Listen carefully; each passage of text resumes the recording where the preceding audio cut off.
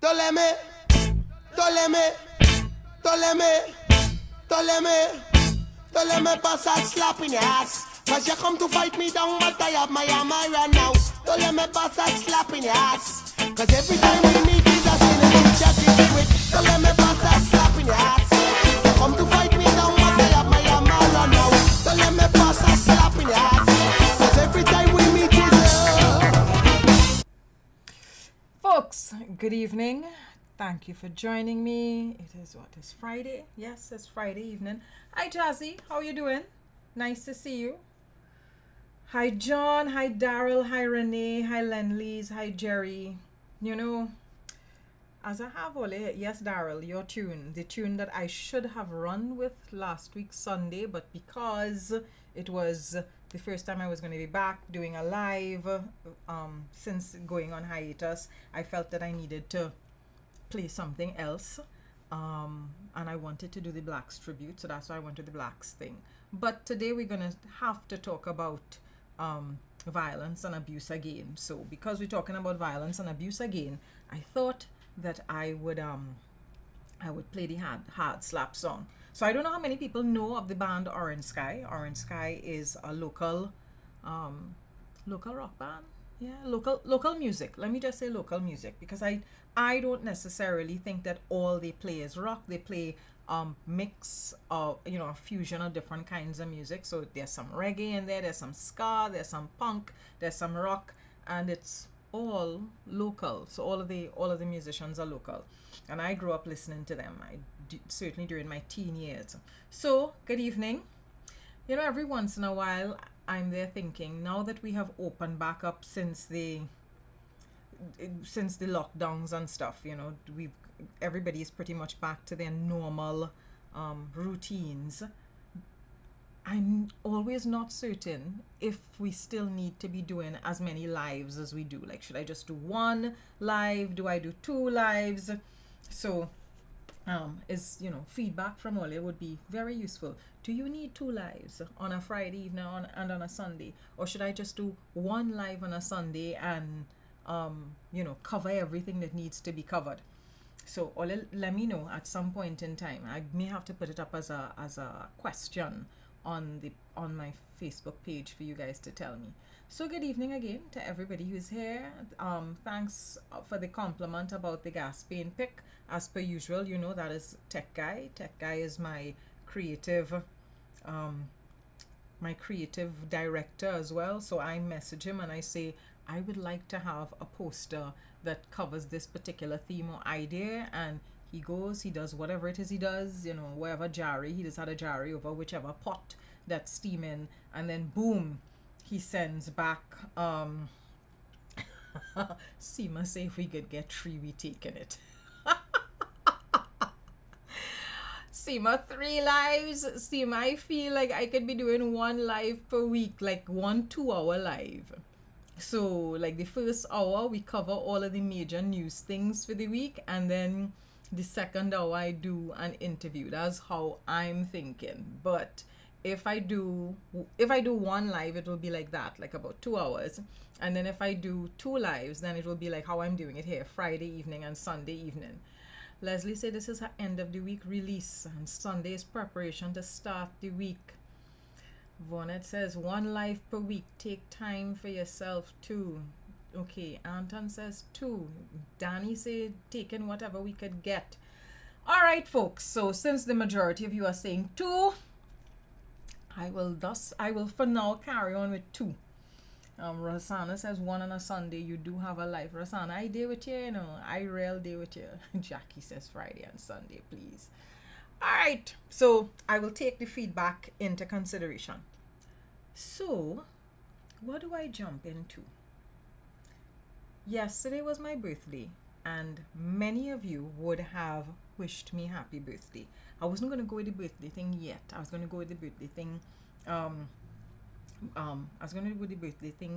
a little bit later on, but the reason I'm going to talk about birthday now is there's this other song, where is it, boy, from Joint Pop that I just want to play like the first couple bars of it. and thank you all for all of the lovely messages yesterday, because the last week or so, I would say the last 10 days, has been pretty turbulent for me.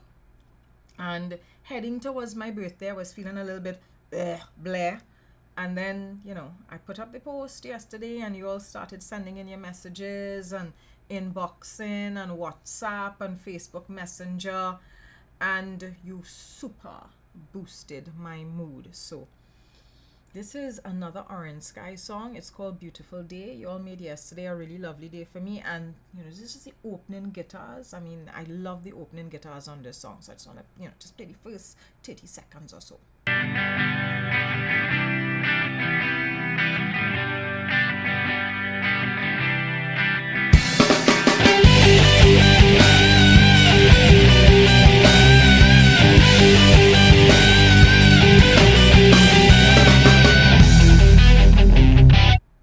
So I don't know if you all figured this out yet. I love rock music. I listen to a lot of rock music. Two kind of music I listen to plenty: soca and rock. And that's because both of them display some wicked guitars. So thank you for making yesterday a very beautiful day. And there were a number of things that happened. Yesterday was not Kamla's birthday. Today is Kamla's birthday. Kamla is the 22nd. I am April the 21st. The interesting thing is, myself and the Queen of England have the same birthday. There's no way I would be talking about my birthday and associating myself with the Queen of England, but that's what Kamla did. But we're going to talk about that a little later down in the live. So there are a couple of things that happened today. Today was a big news day. So there was the Paria diving tragedy commission of inquiry. They held their press conference today. Well, let me just change this a little bit echoey. They had their press conference today. So the commission is on the ground and the commission is going to get started up. I am not yet jumping into talking about all of the news surrounding that diving tragedy. I want the commission to start doing its job. I want the inquiry to take place, and when the inquiry is going on, I am keeping fingers and toes crossed that we're going to have televised coverage of that inquiry, the same way there was, you all remember the commission of inquiry into Clico and the commission of inquiry into the 1990 coup, where we would have daily coverage of it. I am hoping that they do the same thing for this commission of inquiry into the Paria diving tragedy, where we are getting daily coverage of the inquiry. And when that starts and the evidence starts coming out, then we will sit right here with the evidence coming out of the commission of inquiry, and we're going to talk about what is coming out from that commission of inquiry. Because I've noticed I've noticed since I would have done my lives about the tragedy last season, there have been a number of stories from the survivor and his attorneys putting very intriguing, cryptic information into the public domain. So I feel that eventually, when information starts to come out, right here, we're going to sit down and talk the things. Another interesting news update today was linked to this particular incident. Where the video clip, boy? Where the video clip? Yes, now. I'll give all the video clip from the start. They are confirming that the nefarious spyware Pegasus, right? What have Pegasus? Yes, spying. They have confirmed that the number 10 Downing Street, the office of the Prime Minister of England, Boris Johnson, is a target for NSO spyware Pegasus. So when I told you if there could be spying on the parliamentary firm, that they bought Pegasus spyware. Remember that? Marco and everybody were waiting for Sunday. I have more. I have more. Olio, where to start, boy? Where to start? So imagine I am on the cusp of my 70, right? Me, on the cusp of celebrating my 30. And just before I getting ready to celebrate my 30, a time period, an age, a number that is associated with being an elder, having lived a full life. Anything beyond that is lanyap. Using my age, my gravitas, my influence over community to come and talk this level of foolishness. So if you are saying that Pegasus spyware was being used on Boris Johnson, are you implying, Mistress Kamla Persad-Bissessar, that the PNM, the People's National Movement, that is currently the sitting government of the Republic of Trinidad and Tobago, spying on Boris Johnson? Is that what you're saying? That this government spying on Boris Johnson with Pegasus software? You see, this is a thing that disturbs me. The level of ignorance that is consistently on display and coming out of the opposition.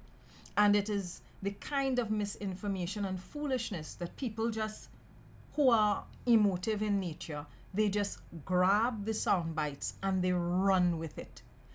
Nobody stops and nobody decides, all right, let's disaggregate this information. Let's make sense of it. Let's see what exactly is being said here. And if there's other information to counter it, let's go with the other information. So I'm going to play it from the start again. And we're going to, pause and listen to a couple things because I need to point to the level of foolishness coming out of this. They are confirming that the nefarious spyware Pegasus, right? What have Pegasus? Yes, it's spying. Spying. So first there is the chorus line. They are confirming that the spyware Pegasus. Remember I tell you about Pegasus? Yes, they're spying. They're spying. Now, I could easily hold a press conference. As a matter of fact, me even need to hold a press conference. I could just come and do a live. Because all you know, when I come and do a live, minimum 10,000 people watching the live, right? That my average, my base figures, once I do a live, minimum 10,000 people watching it. Most lives just have way more views than that, but basic 10,000 views. When the live done, about 10,000 people watch it by the time the live done. So I could come and sit down here and talk about Kamla spy and Kamla spy and Kamla spy and say it over and over and over again, right? And not even have evidence. That's what I could do. I could be irresponsible like that. I choose to not be irresponsible like that. Why? Because I don't want the people that following me, right? The 50-something thousand people that is be following my page and the other persons that they're likely to be influencing to get into the habit of just running with wild, unsubstantiated information. Yet you have an opposition leader, somebody who functioned as a former prime minister of this country, pretending that she is coming with information to the country and coming with information about, the government doing something nefarious. So folks, let's pause and break things down. We have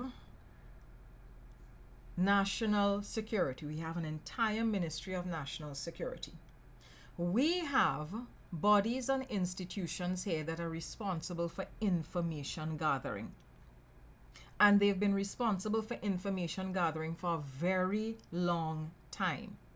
We are the same population that has been complaining and saying that the government and the police and national security is supposed to be doing a better job of collecting evidence and collecting information. You all really and truly believe that we're not intercepting secret messages between people? How else you think police and defense force staff here going to be able to crack down on things like drug trafficking, human trafficking, money laundering? How else? The only way you go about fighting crime and the kind of crime that we are subject to here is from surveillance, information gathering. That's how you go about solving crime, from gathering information. So we have all of these institutions here all of them under legislation.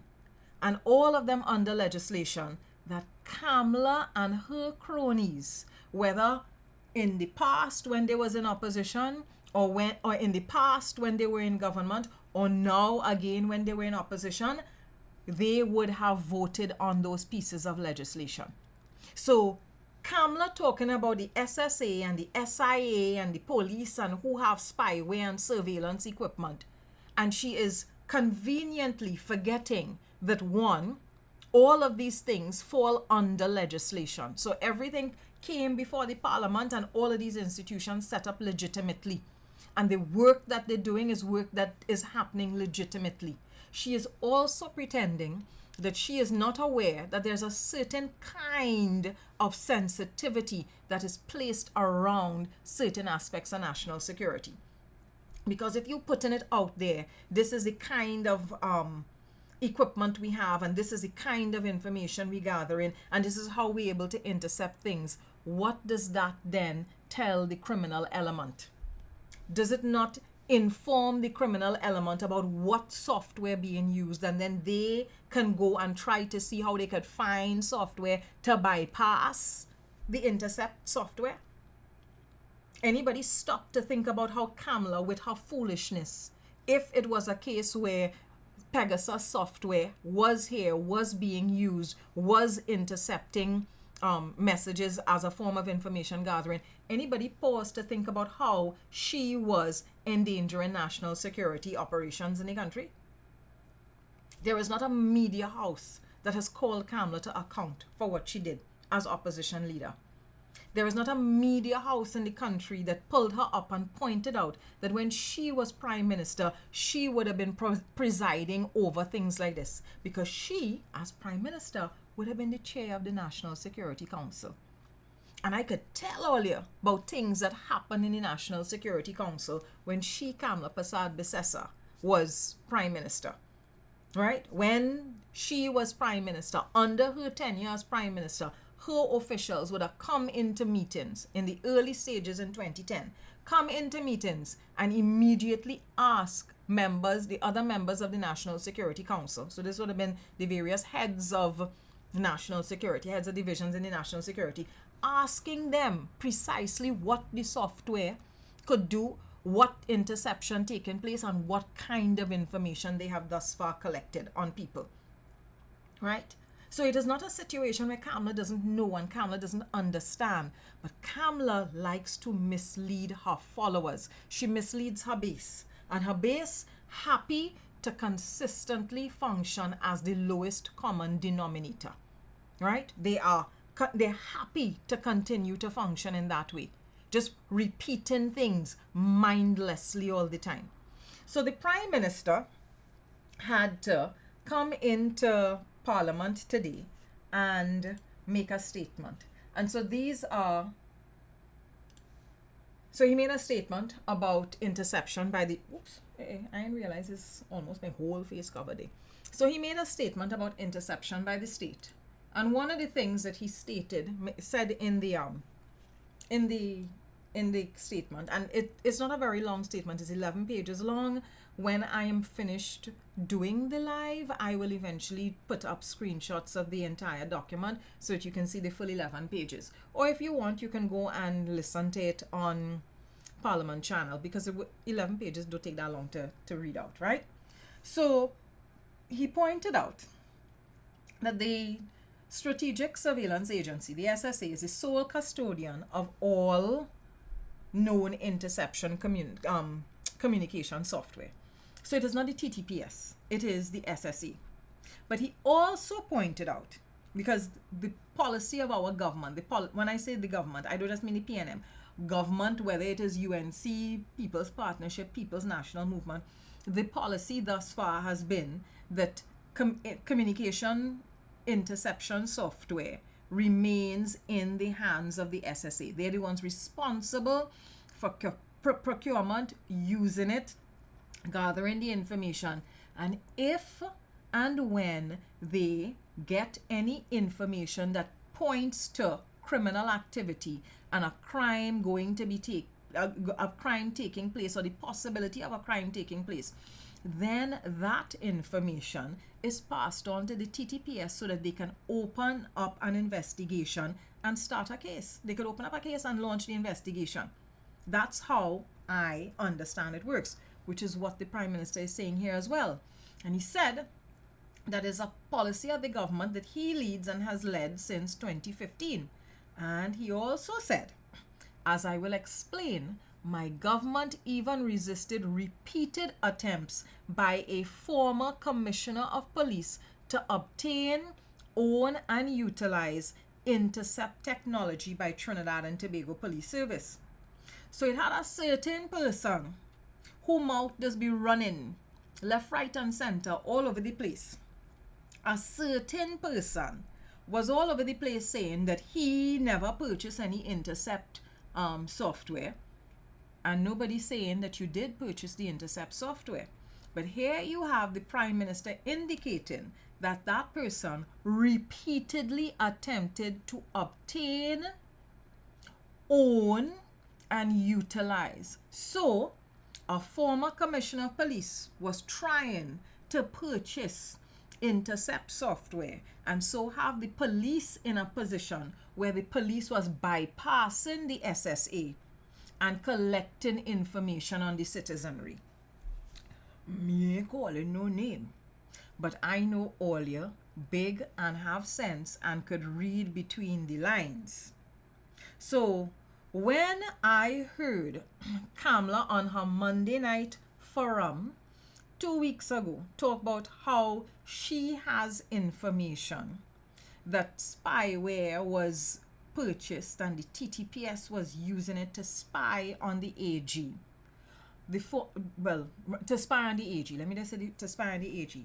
I immediately said, nothing more than a former AG get his good partner to put out that story. Right? So all you must pick sense from nonsense.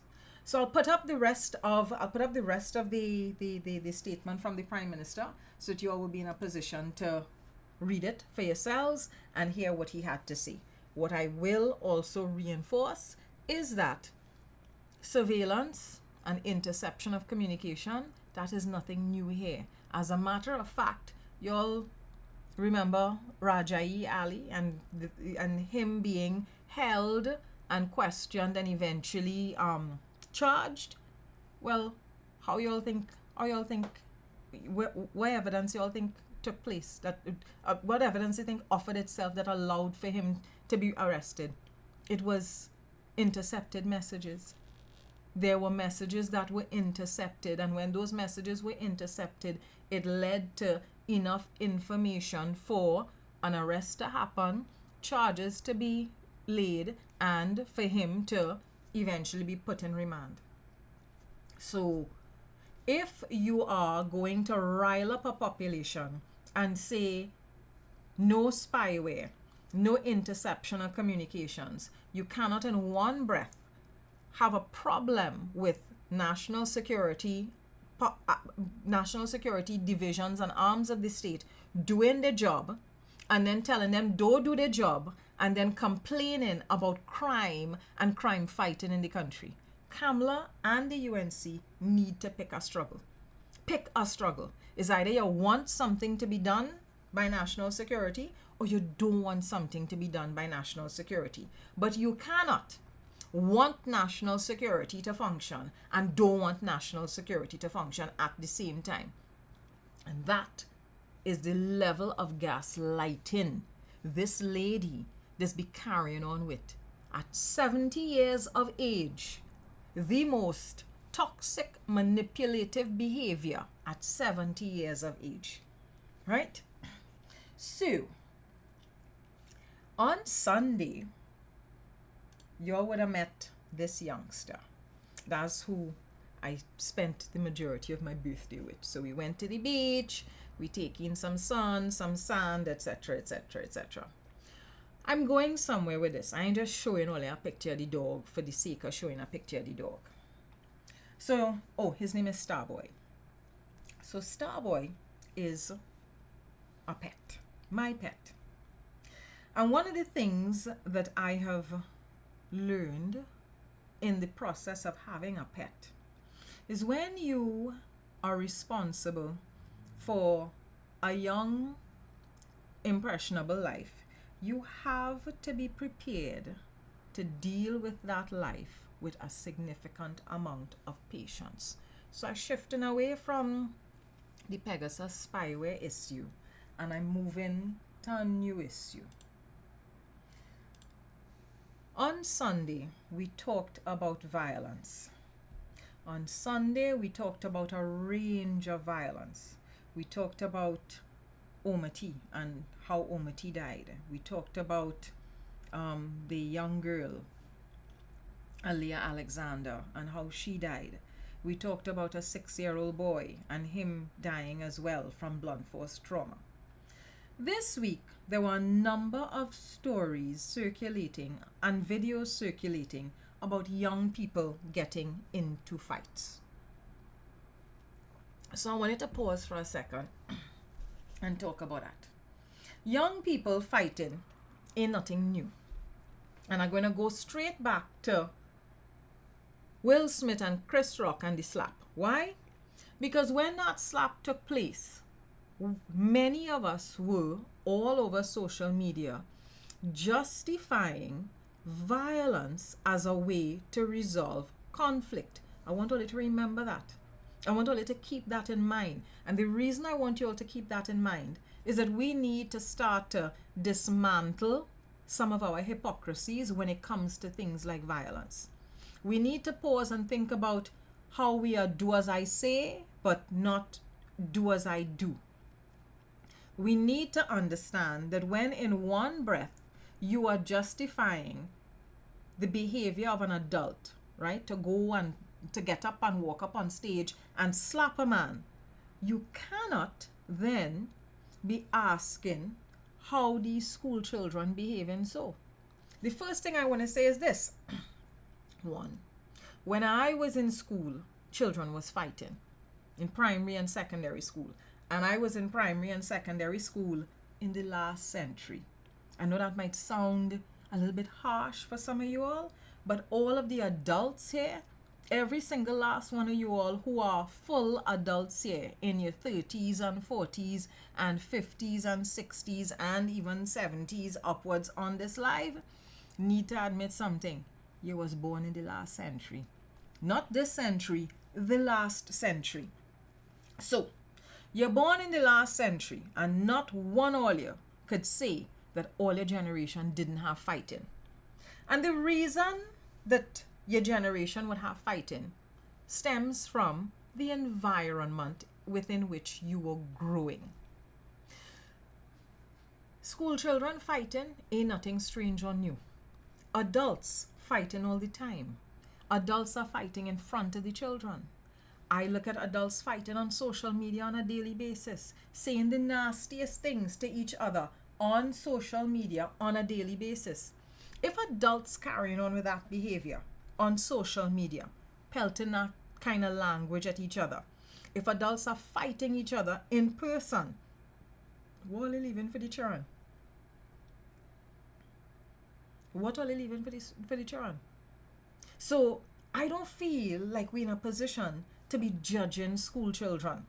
I also looked at the fact that, or rather, I also looked at how people were talking about the school children, because many of the videos I saw, the students were going to government schools. So of course, the whole class distinction thing raised up, right? With, prestige school versus government school. I went to a prestige school. Girls used to fight in a prestige school. Girls used to fight physically, and girls also used to fight with other weapons, because some of the meanest people you could meet in this lifetime are teenage girls. They will say all kinds of things to you. They will bully you. They will make you feel bad about yourself to the point where you actually could be considering things like suicide. So let me get it twisted. Violent behavior, abusive behavior, not linked to just one particular type of school. But there are a number of things that we as adults need to pause and take stock of. If we go in to carry on about children fighting then we need to think about the environment that we're creating for children. I taught at the secondary level. So apart from, me, myself, having gone to secondary school, primary and secondary school, I taught at a secondary school. I spent 1 year working at Naparima Boys, and thereafter I moved to Arima Senior Comprehensive. It was then called Arima Senior Comprehensive. Now it is Arima North Secondary. And there was fighting at Naparima, right? But them thing don't make news. So you move from one school, a prestige school, where there would be fights, not as many fights, and there's a reason there wouldn't be as many fights, but I will get into that shortly. And then you go to Arima Senior Comprehensive, a school that would make news regularly if there was any misdemeanors on the school compound. The other thing that media used to do as well, where that school was concerned, is if there was fighting taking place at any other school, because the media house had stock footage of Arima Senior Comprehensive, a fight could be taking place in Mayaro Government Secondary. I have no idea if there's a Mayaro Government Secondary. I'm just saying, right? So a fight could be taking place in Mayaro. A fight could be taking place in Pinal. A fight could be taking place in Shogunas. A fight could be taking place in Blanchisseuse. But because the stock footage they have in their file in the media house is of Arima Senior Comprehensive, every single time there was a fight in a secondary school, that is the footage that would be showing. And so no fighting happening in the school, no fighting happening in the school, but you sit down watching news 7 o'clock in the night and you are seeing a report about a fight in a school, and the footage, the images you're seeing is of Arima Senior Comprehensive students. What was that doing? Stigmatizing the students from Arima Senior Comprehensive. And it was something that used to get me very upset. The principal would write to media houses, call media houses all the time to talk to the editor to tell them, do something about the footage, please. If you're going to be doing a story about fights in a school, at least get footage from the correct school. They never used to do that. And that's one of the reasons I have so little respect for media houses here, because they don't make an effort, right? Them don't ever show the working in the margin in the copybook. Never, ever, ever. You go to check the copybook, and the copybook always missing the working. So, there's a whole stigma attached to things like that. But that's one of the issues. Well, having gone from Naparima to Arima, I was able to witness the difference in resources. And you see, when you are in a position to see the impact that resources and support systems have on students, it gives you the opportunity to understand how some communities are underserved, and so as a result of how underserved the communities are, there is always that disparity. So board schools, what we like to call prestige schools in Trinidad and Tobago, are schools that will have far more active parent-teacher associations. There are also schools that have a lot of support from their community, because if the school is linked to or associated with a church, you find that the church system also functions as a support system for the school, right? So the church community will rally and they will raise funds for things for the school. You find that as a result of that, because the parents are going to the same church and the parents have children in the same schools, there is an interconnectedness. And so they rally. People find themselves sitting on the parent-teacher associations. People find themselves actively engaged in what is going on in the school. And you will also have a lot of active alumni support. So their past pupil associations are vibrant. And if the past pupils have gone on and been successful in other areas of life, other spheres of life, especially if they're successful in terms of business, they're able to pour those resources, use those resources to further assist the school.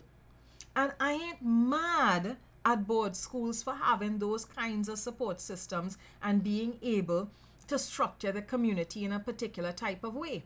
The other thing you need to think about too is this.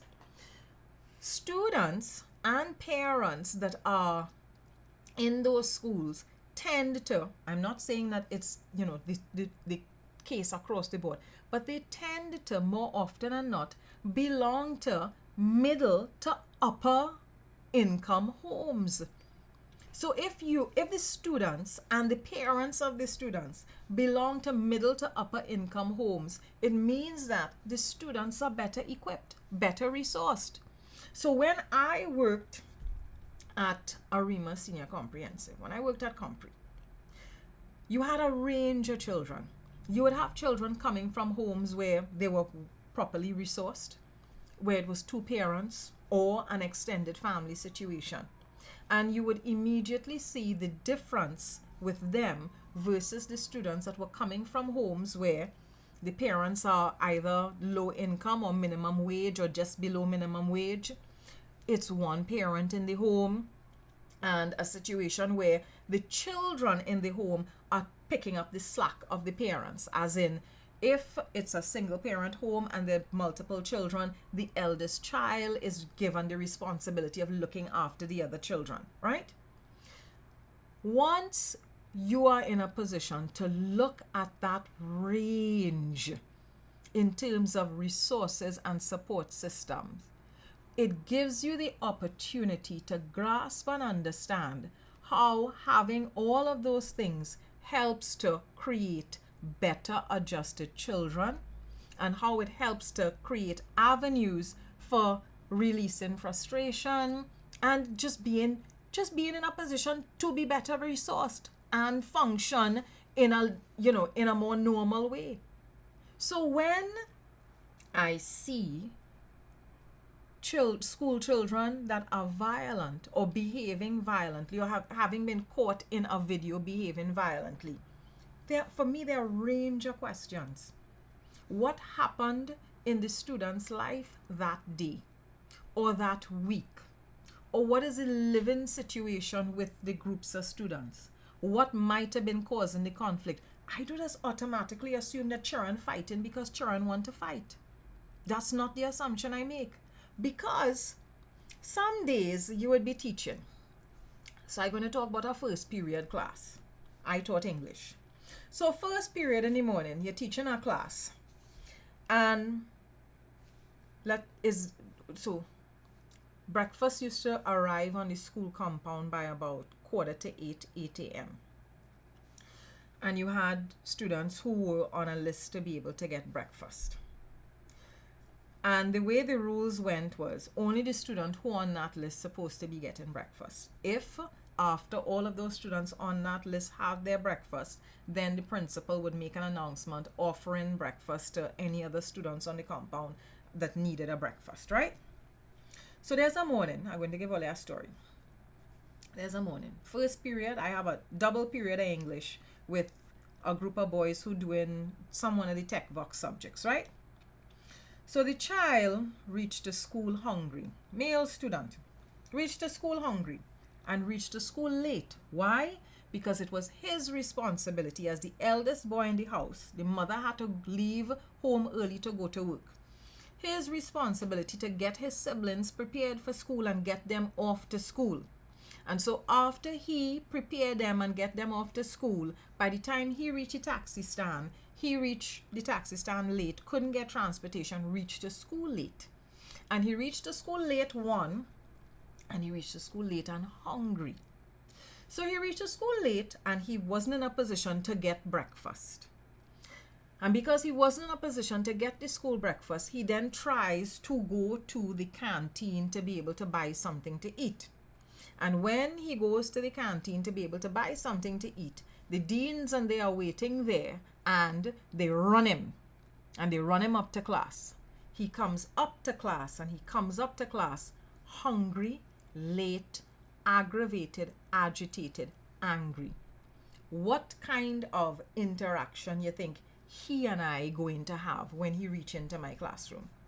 You think he going to be happy? You think he going to be polite? You think he going to be pleasant? No. He is a human being like the rest of us. If you was trying to get to work and you buck up on a range of obstacles as you trying to get to work on time and trying to be able to get some breakfast before you're reaching work, and when you're reaching work late and hungry, you meet a supervisor who immediately breathing down your neck, what do you think is going to happen?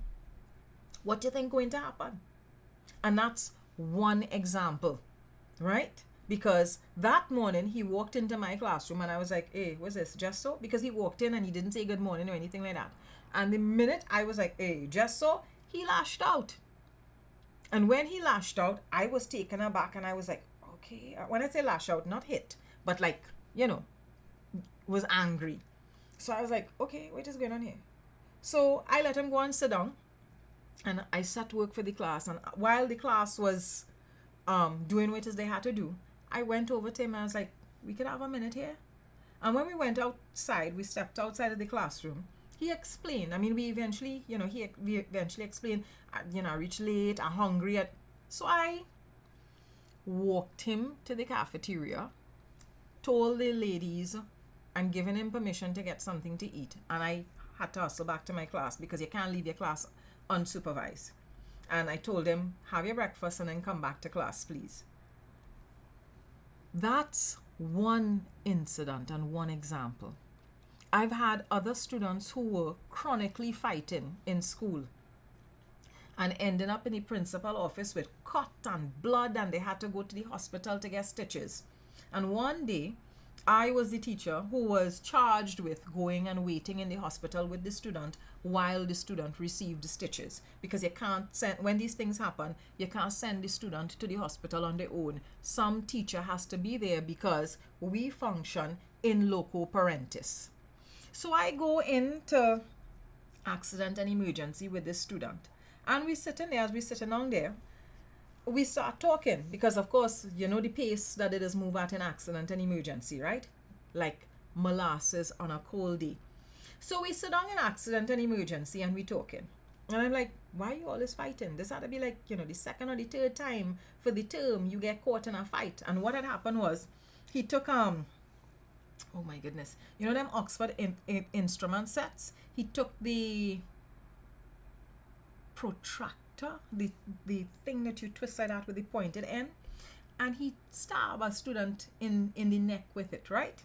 And he and the student end up fighting, and he end up with cut and this and that and the other.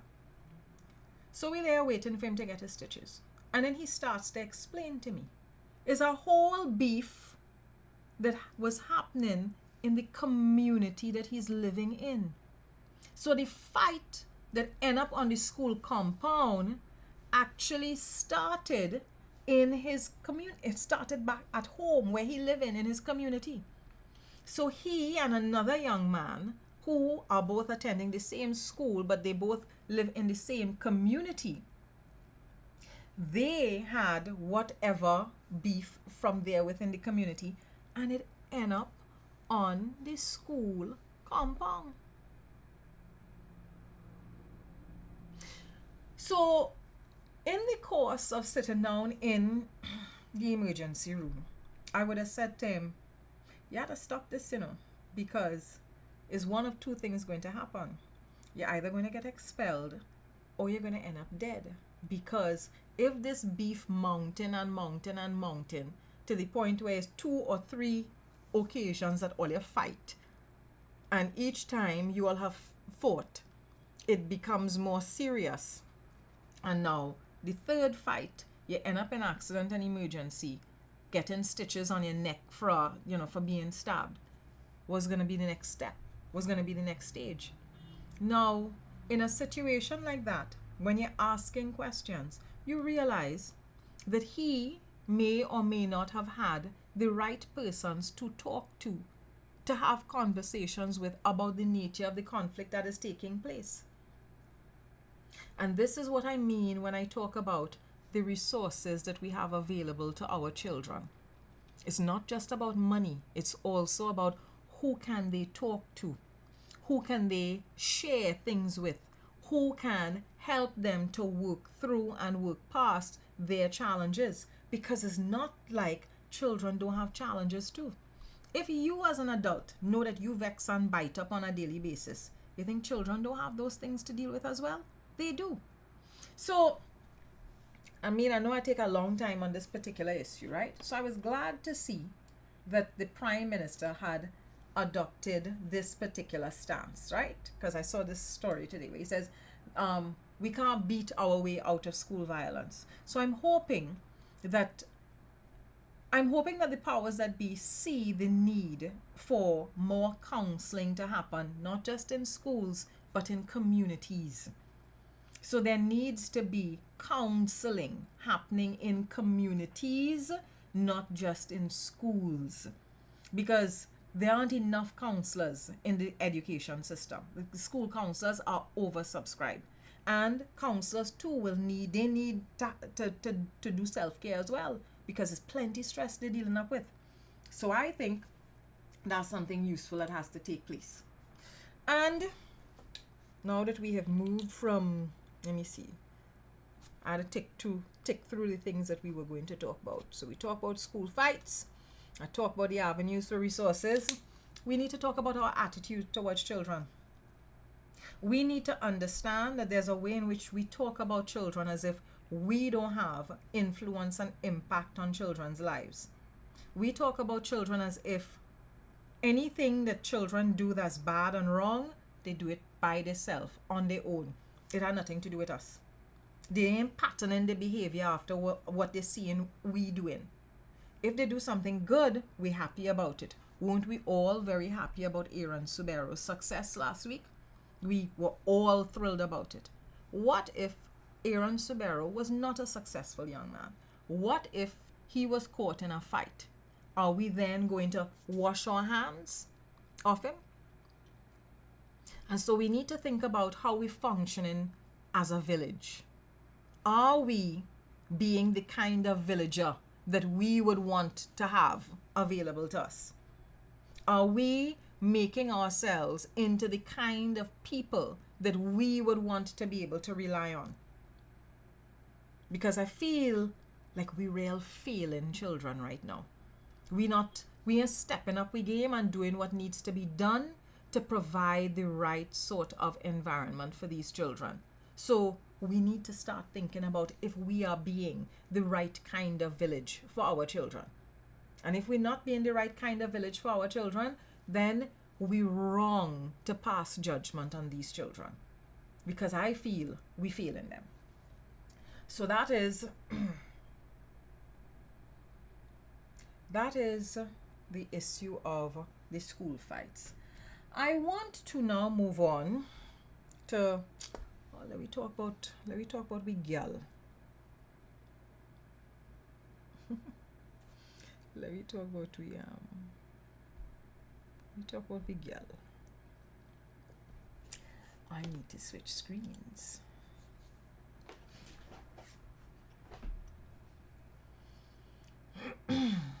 Hey, Ramnarayan Mulchan reached to talk foolishness and say negative things.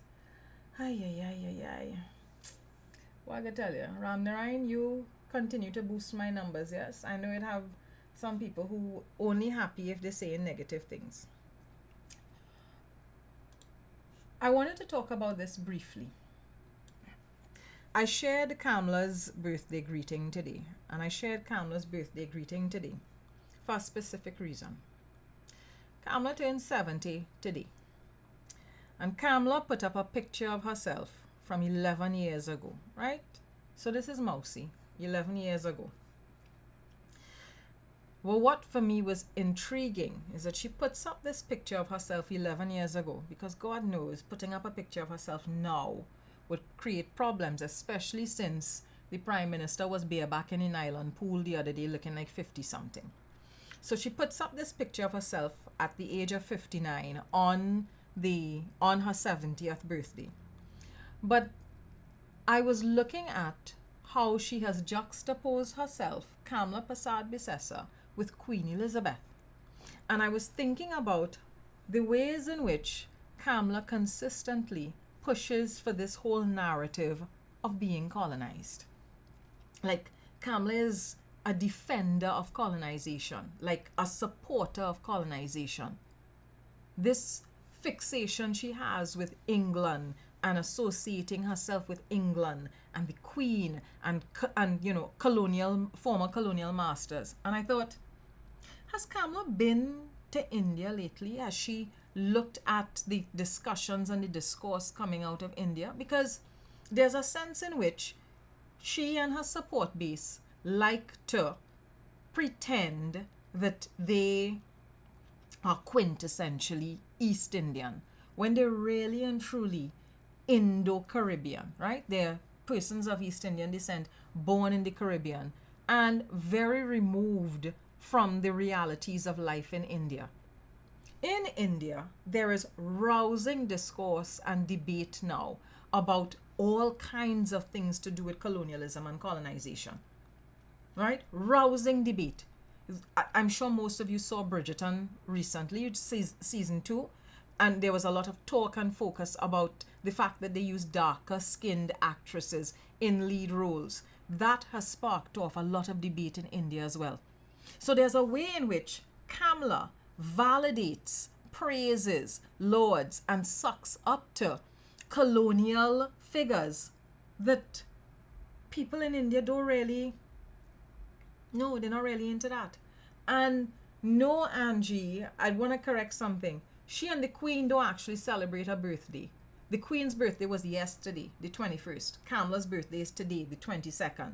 But what she was doing was trying to align herself with the Queen in that way, right? So she talked about the Shogun, and she was on her birthday, on Kamla's 70th birthday. She was bringing birthday greetings to the Queen on her 96th birthday.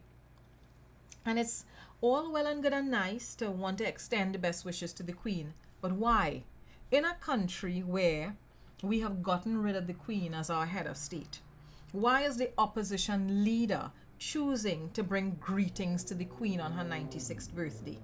In other parts of the Caribbean, where countries still have the Queen as their head of state, the prime ministers of those countries or the premiers of those countries, they would be sending messages to the Queen. They will send greetings to the Queen. But the Queen is no longer our head of state. The Queen doesn't have anything to do with us because we have become a republic. So I need you all to understand something. We are a republic. We have a president who is our head of state. And here you have the opposition leader validating and valorizing a colonial and colonized state of mind. And for me, that's problematic behavior because you see it extending into and out of her support base. This foreign is better, England better, foreign countries doing better. And at no point in time actively discussing the role that these countries, these colonizing countries, would have played in underdeveloping the spaces that they colonized. And that is why posts like these are dangerous. So happy 70th birthday, Kamla, but I really and truly hoping that in your next year of life, you will become more enlightened and more progressive as a political leader. I really hoping. I mean, I ain't holding my breath. I ain't think that she going to become more progressive, but I'm hoping. And why am I hoping that? For our sake, for the country's sake, because we really can't continue to have 300,000 people believing that England is where it's at, that being colonized is what is a better state to be in. You really can't have 300,000 people doing that. So that is that particular issue. And now let's move on to why we're here. Let's move on to talking about gas pain. And let's move on to talking about how to ease that gas pain. So I want to start with this picture. I'm going to tell you why I want to start with this picture. Because TV6 put up this picture. And, TV6 so nasty. Look at the caption. In case you need a visual on the new and depressing price you must pay for fuel. Now, I'm gonna say this. Me have a problem with media houses covering the news. But media houses just pretend that journalism here is unbiased. And that flew out the window a long time ago. There is no media house here that presents news in a clear, factual, unbiased way. That headline, sorry, this direction. When I point in, so it's because I'm pointing at the screen. This headline alone lets you know that they're incapable of unbiased presentation of news. So that's that headline. So we had the flyover protests. And one of the things that took, the protest for over fuel hike. So the fuel hike has taken place, and we're going to talk about fuel and fuel prices, because I want you all to understand why fuel prices have gone up. I'm not asking you to be happy about it, to be thrilled about it, because God knows when I reach by the pump and I pay for my gas, I was like, ugh, that sting, right? But I also understand that even if the subsidy, they still had the full extent of the subsidy, I would have been paying for gas twice, not once. But we're going to get into that. So there was a protest. Now, Kamla and them was hoping and wanting to shut down the country. But they didn't get through with the shutting down of the country because not enough persons was willing to forego working and taking the children to school on Tuesday. The unfortunate thing though, and we're eventually going to have to talk about, how we are working now, working from home and all of those things, is that on Tuesday, people were stuck in ridiculous and disgusting amounts of traffic. But that is for another day. So they wanted to have a protest. The protest flopped, and because the protest flopped, what they did instead was congregate on the various flyovers. Again, it's fine. Protesting is what you're allowed to do here. What got me vexed and what started to get me vexed was when persons from these various groups jump out themselves and start to talk about the price of fuel and the price of fuel and the price of fuel. And let me tell you why I get vexed. When fishermen come in to complain about the price of kerosene, my first question is, are you paying tax? Are you registered as sole proprietors? All in a position where all of the incentives that the state providing for you, because things like fishing and agriculture heavily subsidized. Agriculture is 100% subsidized in this country. Fishing is the next thing that very subsidized. And we're going to look at some of the incentives that these groups just get. As a matter of fact, let's look at these incentives now. Let me pull it up now for us to take a look at how well they are incentivized. Where are we? Right there we are. Where that document?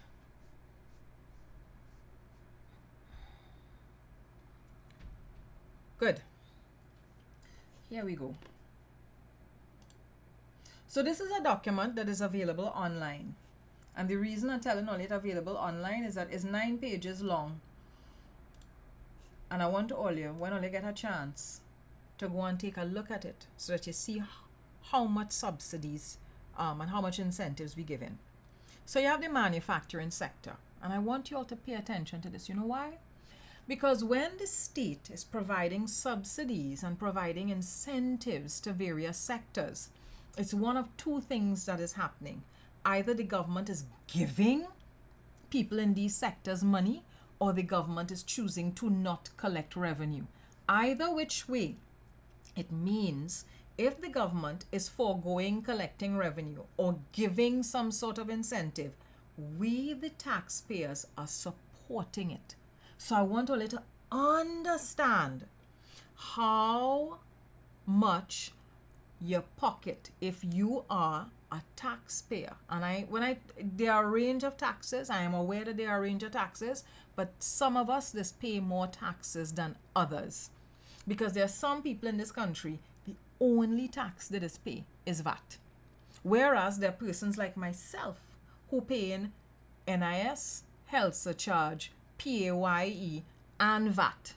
And then, of course, you'll have companies that pay in corporation tax, VAT, NIS, health surcharge, PAYE, so a range of taxes. So when people only pay in one tax, and that is value added tax, on the items that have VAT, and the gallery and the self about the price of this and the price of that, I want you all to remember something. You are actually carrying their tax burden. So this is the manufacturing sector. You have the creative sector. You have the sporting sector. And now we come down to the agriculture sector. And agriculture is about 3 pages of incentives. So we're on page 3. Then we move on from page 3 to page 4. I want all of you to see all of the incentives, right? Water for agriculture rebate, land preparation rebate, machinery and equipment rebate, soil amelioration rebate, soil conservation rebate, protected agriculture systems rebate, security rebate, waste management rebate, integrated pest management rebate, post-harvest and marketing rebate, livestock rebate, crops rebate. And all you know, when the rainy season come, if anything get flood out, they want support from the government again, right? Agro-processing rebate, new farmers rebate, marine fisheries rebate, aquaculture rebate. So, is when I hit marine fisheries today, I paused for a bit. So these fishermen, well, that was in the image before, complaining about the price of fuel. And they have a rebate that they get on fuel. So if it's gasoline, 12 cents on the liter. If it's diesel, 10 cents on the liter. If it's engine oil, 75% on the liter. If they had to replace the pirogue, 25% of cost up to a maximum of 5,000. If they're using a multi-purpose vessel, 10% of cost up to a maximum of 50,000. If it's a new multi-purpose vessel, 20% of the cost up to a maximum of 100,000. If it's, upgrade of the commercial vessel, approved packaging material, approved post-harvest equipment, right? Plenty incentives. How do you all think those incentives are funded? Where all you think the money coming from to provide those incentives to fishermen? So when I saw that picture about them complaining about fuel prices, and I know that they can get rebates, it is there as incentives for them on fuel. I was like, yeah, but we paying for all you to get the fuel to get fuel at a cheaper price though. So that done happening for all you already entitled to a rebate on fuel, and we still ain't paying the full subsidy yet. But I'll get into that just now. And the other day when Lent was coming up and they complaining about they raising the price of fish and so I was like, well, you raising the price of fish during Lent because it's in higher demand? And the state, as in us, the taxpayers, subsidizing the industry all they're working in. So that's why Easter time me buy no fish. Lolly sit down there and suck salt with all the fish. So I wanted you all to pay attention to the fact that there is a certain amount of support, economic support, that we are providing for people who complaining about prices. So we paying for gas, and we are also paying for their incentives, right? I want that to sink into all your head. So taxi drivers, unless a taxi driver is registered as a sole proprietor and paying income tax, paying NIS, and paying health surcharge, he not in the tax net. We subsidizing gasoline for him. Or we doing the majority of subsidizing of the gasoline for him. Because the taxi driver probably only paying VAT when the month come. And you all need to grasp those things. When you're seeing people who outside of the tax net complaining about utilities, amenities, prices, all of those things here, pause and ask yourself, how much of the tax burden you carrying?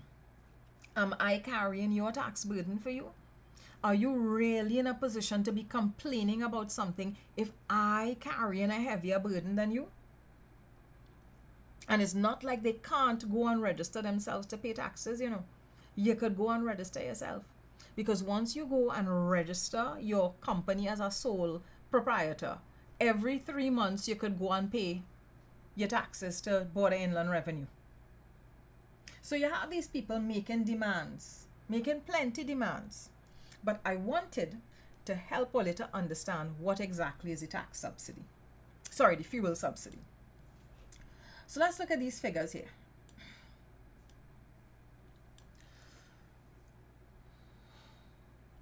We don't produce fuel. That's the first thing I wanted to see. We produce crude oil. We then ship the crude oil to refineries in other parts of the world. And I know that there are some persons who are saying, but the government shut down the Petrotrin refinery. I'm going to get to that just now. So we produce crude oil. We sell crude oil to refineries in other parts of the world, and we make money off of that. That's how Petrotrin, which is now called Paria, makes money from selling the oil that is produced here. We in Trinidad and Tobago use about 1 billion liters of fuel on an annual basis. So our government purchases fuel, not oil.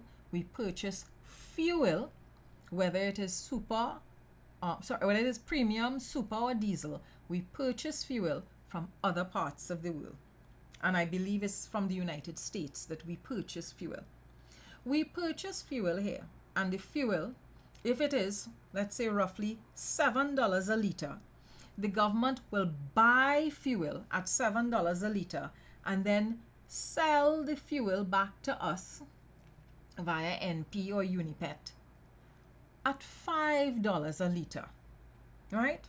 Now, these are rough figures that I'm giving you here, because the higher the price of oil, the higher the cost of the fuel. But we have never paid the actual cost of fuel. So you'll be seeing up on the screen here the term ex-refinery. Ex-refinery means after the fuel has been processed, so after oil has been processed and refined and turned into fuel, the price of fuel coming out of the refinery. So if the fuel is $7 a liter and the government is selling it to us at the pump for $5 a liter, ask yourself where that $2 coming from. So the fuel subsidy refers to that $2. And that $2 coming from taxes. And it's a range of taxes. Petroleum levy tax, corporation tax, income tax, value-added tax, health surcharge, or, well, no, maybe not health surcharge, but it comes from a range of taxes. In the budget last year, the government would have pegged the price of fuel at about $65 US a barrel. The price of fuel has gone up this year as a result of the war between Russia and Ukraine. It has gone up to as much as $110 a barrel. Because the price of oil has gone up, it means that the price of fuel has gone up, which means that the subsidy the government was anticipating has also increased. So the government prepared itself and budgeted for a subsidy of $200 million, right? That's what I need you to be clear on. The government thought, based on $65 a barrel, that the subsidy, the fuel subsidy this year would have been $200 million. Because the price of oil went from $65 a barrel to $110 a barrel, the fuel subsidy went from $200 million to $2 billion. It's actually probably more than $2 billion now. Now, if you budgeted for $200 million and what you're actually going to have to pay or find money to pay is $2 billion, I'm pretty certain those of you here who are good at maths will understand that the government now has to find about $1.8 billion to be able to cover the fuel subsidy. And so, as a result of the massive increase in oil prices, the exponential increase in oil prices linked to this war that is taking place in Europe, the government decided that it was going to reduce the fuel subsidy even more. It hasn't taken away the subsidy, it has reduced it. So instead of us paying whatever the price was before this week, we are now paying a little bit more. I think like $1 more is what we're paying now. There is still a subsidy, but it is no longer completely subsidized. And that is why there has been a further decrease of the fuel subsidy. The fuel subsidy was put in place around 1973, somewhere thereabouts. And since 2016, we have been gradually reducing the subsidy. Every year, the Minister of Finance comes and he indicates we're reducing the subsidy by this amount, we're reducing the subsidy by that amount. And so, I just wanted you all to understand what the fuel subsidy is. Fuel gets refined at a particular price. The government buys it at that price, and then the government sells it back to us at a lower price. Even if Petrotrin was here refining fuel, Petrotrin still sells its fuel to the government at the world market price. So Petrotrin would have been selling the fuel at $7, and the government would have then been selling it back to us via NP and Unipet and whatever it is at $5. That is why a couple of years ago, Unipet and them was agitating and protesting for fuel prices at the pump to float. You know, in other parts of the world, fuel prices don't remain steady, because what the government does here is it pretty much protects fuel prices and keeps it steady. So it keeps fuel at a steady rate so that people don't have to go to the pump and not sure if they're paying $5 today and $6 tomorrow and $7 next week, and then the week after that is $5 again. Right? The government stabilizes the price of fuel. And Unipet and they wanted the government to do away with that. The government continues to stabilize fuel prices, much the same way it stabilizes US currency. So that way you don't have to be at the mercy of people who hoard in Forex. So I just want you all to understand, this is what the fuel subsidy is. And if the subsidy went from $200 million to $2 billion, ask yourself this: which other vote, which other area of income is the government going to take that money from? Because they need more than $1 billion now. Are they going to take it from healthcare? Are they going to take it from education? Are they going to take it from housing? Are they going to take it from works and transport where roads need fixing? And so that's what you have to think about. One,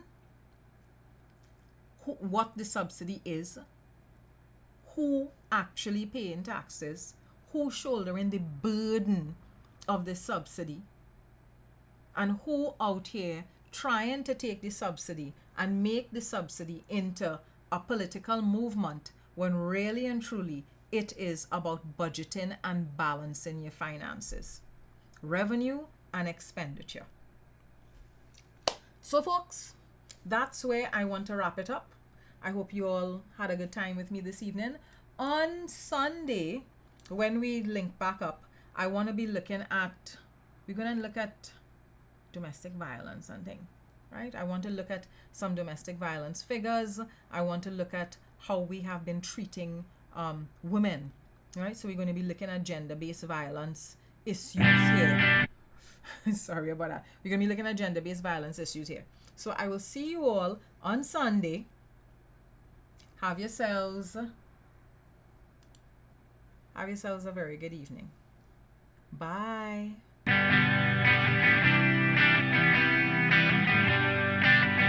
Try not to